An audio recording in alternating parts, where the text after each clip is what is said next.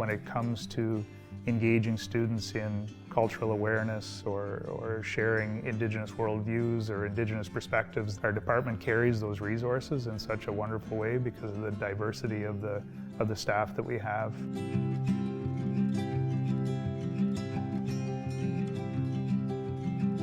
As a Michisaugee Anishinaabe myself, as a Anishinaabe woman, I just feel very proud of our culture, you know, our people and our way of seeing the world around us. I love being Haudenosaunee, I love being Kanekanaka, which means Mohawk. The Six Nations of the Grand River specifically is the only nation reserve where all 6 of the Haudenosaunee bands live together. I love the honor that comes with being an Anishinaabe, an auntie and a sister. In our culture, we're celebrating strength, and we're encouraged to grow constantly and learn more. I was able to grow up with a really strong sense of who I am. I'm a proud Anishinaabe, so an Indigenous woman, simply because it's provided me a lot of connection in my self-discovery journey.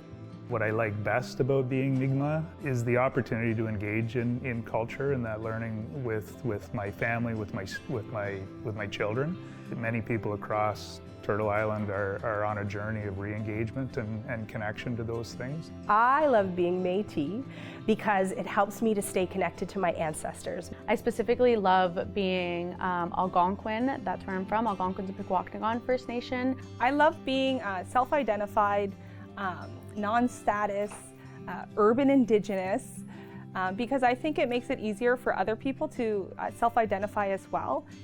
I am a mother of a couple Indigenous kids. I wanted to be able to honor their culture and do what I can to help give back to the communities that have given so much to me. I was fortunate enough to grow up in my community and in my culture. I know that a lot of youth have been displaced from that culture, so I take pride in being able to go and share my culture and my knowledge with these youth.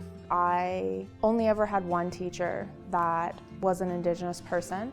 That was probably one of my favorite classes because I knew that classroom was a safe space for me to share my experiences that not necessarily everybody in the school would have understood or had similar experiences too. So it was really important for me to be kind of that advocate and that support for students that I had when I was younger. I get to work with an amazing set of kids and help them reconnect with culture that has maybe been lost to them. My biggest goal at the Wampanoag Student Center is to create a safe environment. So I work one-on-one, I work in small groups, I work in large groups with educators to help bring Indigenous education into their classrooms. I act as not only a social emotional support for the students, but an academic support as well. And then engaging them further into communities outside of the school and going to other Indigenous events to participate and just build their skill set to get them prepared for after high school. That's kind of the goal for me, is building those strong relationships.